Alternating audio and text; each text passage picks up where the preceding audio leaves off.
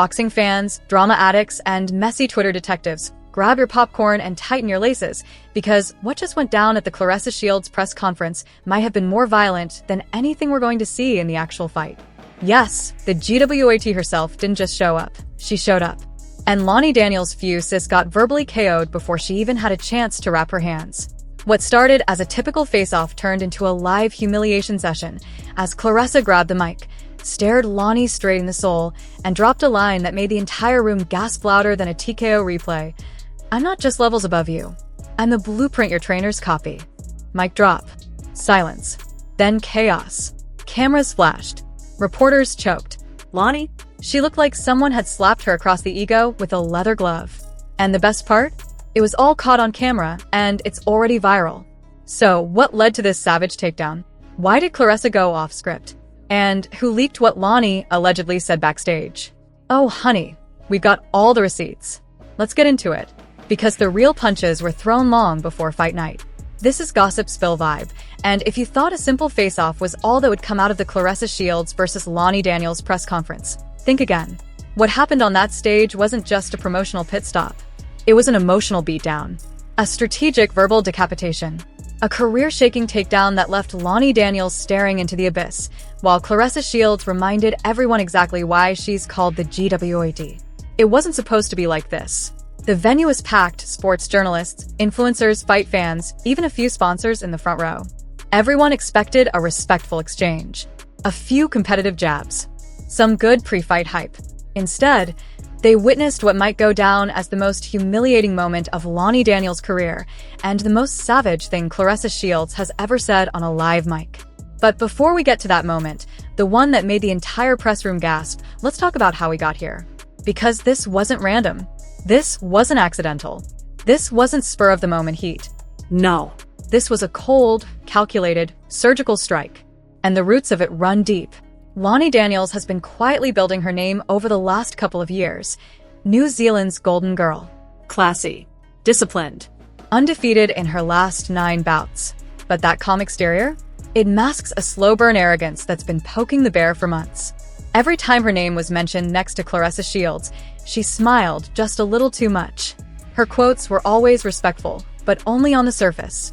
She'd say things like, "Claressa's done great things, but every legacy ends somewhere." Or, "I haven't been impressed with her recent performances." Or, "I don't believe in hype. I believe in preparation." It's the kind of PR-safe trash talk that makes headlines without sounding too obvious. But Claressa? She heard every single word. Then came the press tour from New York to Vegas to finally Detroit.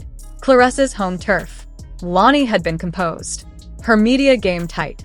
Her answers rehearsed. But it was during a closed-door media session 2 days before the Detroit conference that everything flipped.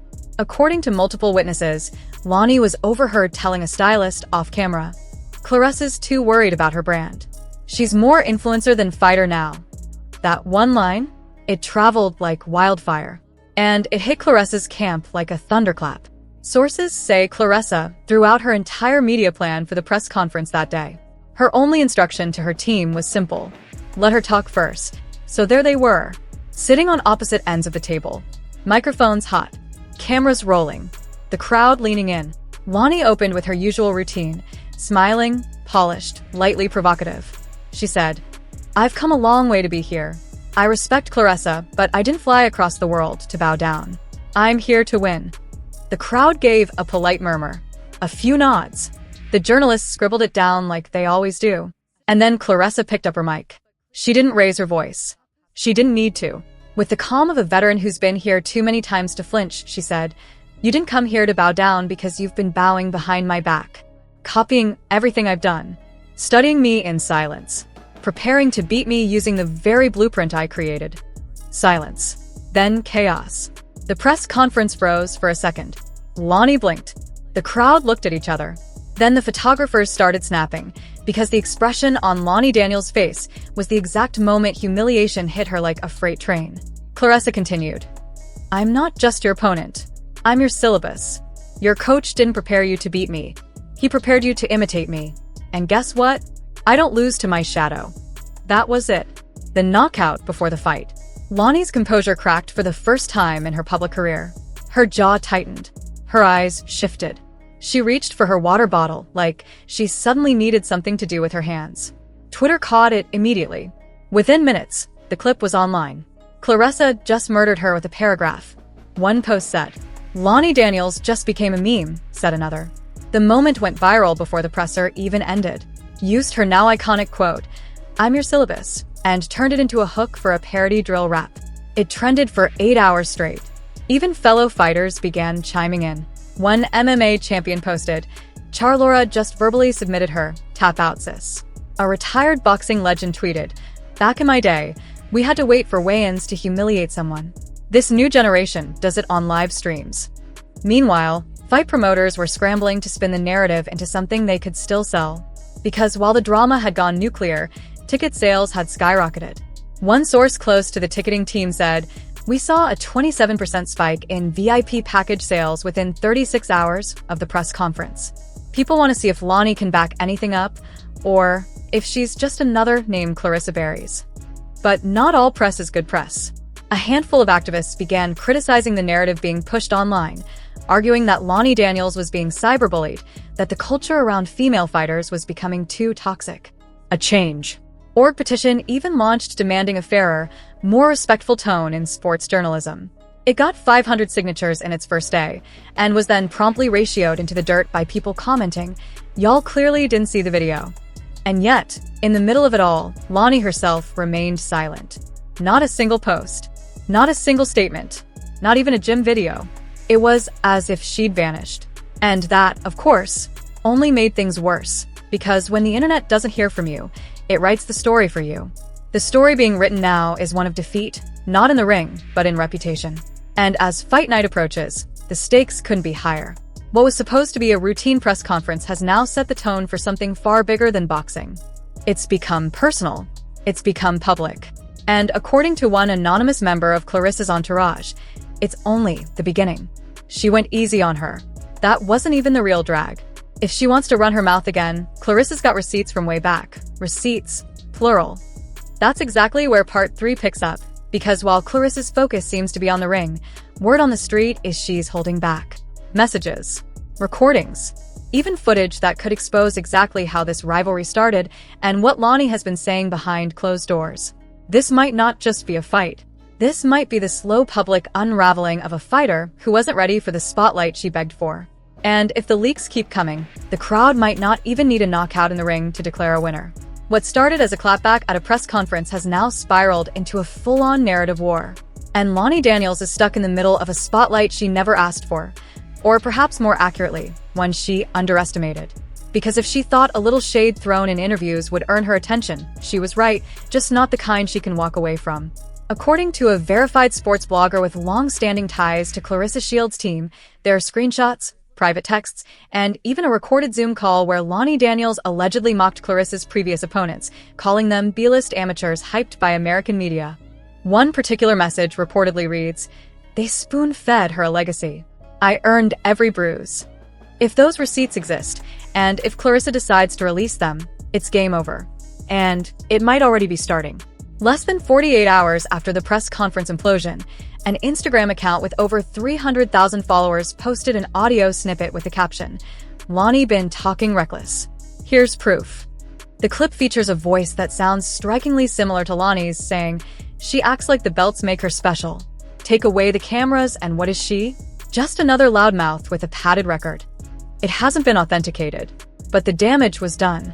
And the second it hit people's feeds, Claressa didn't repost it. She didn't comment. She didn't have to. Her silence has become its own strategy. Every hour she says nothing, the internet does the talking for her. Twitter threads are exploding. Reaction videos from boxing fans and influencers are flooding timelines, dissecting every second of the clip. YouTubers are making hour-long breakdowns titled "The Fall of Lani Daniels." Claressa didn't humiliate her. She exposed her. Meanwhile, the pressure is mounting behind the scenes. Insiders close to the promotion claim that Lani's team is in full damage control mode. One representative allegedly asked event coordinators if Claressa's camp would agree to a code of conduct during the final face-off, suggesting they were worried about another verbal ambush. The request was denied. Fight night, the organizers said, is war. And war doesn't come with rules for feelings. Sources inside the broadcast team say there are now active discussions about how to protect the post-fight narrative depending on the outcome. If Lani wins, we'll spin it as a comeback from adversity, one producer said. But if she loses, especially if it's a knockout, this whole thing might be the end of her public image in the sport. And the fans know it. The crowd that once approached this fight as a respectful title bout is now treating it like a drama series. Claressa versus Lani isn't just about belts anymore. It's about pride, exposure, receipts, and the weaponization of reputation. Ticket sales have reached record highs for a women's bout in Detroit. A leaked internal memo from the arena security team revealed they're preparing for potential heightened crowd emotion. Translation: they expect the audience to explode, either in celebration or in fury. But what about Lani Daniels herself? Where is she in all of this? We haven't seen her face since the press conference. No interviews, no live workouts, no training footage. Her social media has remained untouched, except for a single black and white quote posted on her Instagram story that said, "True strength is silent." The comments were turned off within 20 minutes. And according to someone allegedly working at her hotel, she's changed locations twice in the past week. People are beginning to speculate she might pull out of the fight. The speculation got so bad that the official promoter had to release a statement confirming Lani Daniels remains committed to the scheduled title bout and is preparing for July 26th. But even that statement felt cold. There was no quote from her, no video, just a press release meant to keep ticket buyers from demanding refunds. And while Lani fades into the shadows, Claressa keeps shining. She's been spotted at local gyms, hosting youth workshops, even throwing the first pitch at a Detroit Tigers game. Everywhere she goes, the energy follows. A viral tweet captured it best. Claressa dragged Lani, then went back to community service like it was just another Tuesday. Even major brands are paying attention. One cosmetics line announced a GWAT gloss collection inspired by Claressa's strength, focus, and unbothered attitude. The campaign dropped within a week of the press conference, leading fans to believe the brand had already anticipated her dominance and timed it perfectly.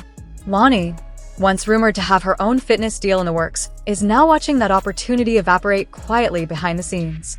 But perhaps the most devastating blow hasn't landed yet. Because rumor has it, Claressa has one last card to play. Multiple boxing insiders claim that during a private dinner with sponsors, Claressa allegedly said, "If she keeps pushing this narrative, I'll post the full voice note." Let's see if she still wants to act classy then. Nobody has confirmed what's on the alleged recording. But in the world of celebrity boxing and media manipulation, the threat of something scandalous is sometimes more powerful than the actual proof. The message is clear. Claressa Shields doesn't just beat people in the ring. She beats them in the room, in the moment, in the silence that follows their loudest statements. And she does it all without breaking a sweat. Now the world is watching, not just to see punches thrown, but to see what Claressa says next, or what she chooses not to say, because her restraint is being viewed not as weakness, but as dominance. Meanwhile, Lani's silence is being interpreted as retreat. And fair or not, perception is reality in the digital age. With just days until the fight, the balance has tipped. Lani Daniels is no longer seen as a rising star. She's become a cautionary tale. The fighter who talked in riddles and got answered in facts. The competitor who wanted to dethrone a legend and ended up giving her more power. The name that went from opponent to footnote in less than 2 minutes of live footage. This is no longer about belts. No longer about weight classes or training camps or performance metrics. This is about public perception. About who controls the narrative. About who owns the moment. And Claressa? She owns everything now. As the final promo clips roll out, as the countdown clocks tick closer to fight night, one thing has become crystal clear. Lani Daniels won't just be fighting for a championship. She'll be fighting for redemption, for dignity, for a way to climb out of the hole she helped dig. But if Claressa Shields has anything left in her arsenal, and let's be honest, we all know she does, then July 26th won't just be a title defense. It'll be a reckoning, a message, a final chapter in a saga that started with a press conference and might end with a legacy carved deeper than any punch could ever land. And you better believe Gossip Spill Vibe will be right here to cover every second of it. Because the fight may be scheduled, but the real damage has already been done. So now the question isn't whether Claressa Shields won the press conference, it's whether Lani Daniels will survive the fallout long enough to even make it to fight night with her dignity intact. Because, let's be real, how do you walk into a ring when the world already thinks you've been knocked out by words? And if this is what Claressa does before the first bell, what do you think is waiting for Lani once those gloves come on? A handshake? A chance to breathe? Or will she crumble under the same pressure that's been breaking her down publicly for days? We're not just watching a boxing match anymore. We're watching a masterclass in mental domination, a media masterpiece. And the scary part? This might have all been light work for Claressa. Just imagine what she's holding back.